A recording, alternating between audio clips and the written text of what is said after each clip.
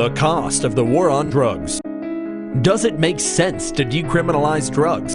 Decriminalization of drugs would reduce state and federal deficits by eliminating expenditures on prohibition enforcement, including arrests, prosecutions, and incarcerations. At an approximate cost of $22,000 per prisoner, in 2009, the federal government spent $2,094,510,000 housing drug-related prisoners.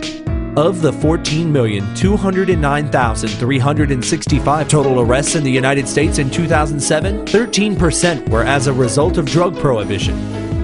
That's like putting almost everyone in Hawaii and Alaska in prison. If drugs were decriminalized, the government would save $25.7 billion in state and local expenses and $15.6 billion in federal government expenses annually.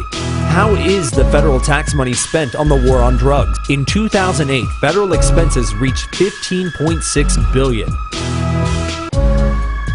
$3.4 billion was used to fight marijuana. $7.1 billion was used to fight cocaine. $1.24 billion was used to fight heroin. $3.9 billion was used to fight other drugs.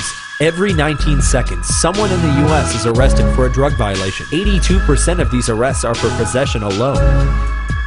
The total number of federal inmates convicted in 2009 was 187,886,000. Of that, 95,205 were convicted for drug-related charges. About 51% of federal inmates are a direct result of a drug conviction. 47% of Americans over 12 admitted to using illegal drug. We've turned the corner on drug addiction in the United States.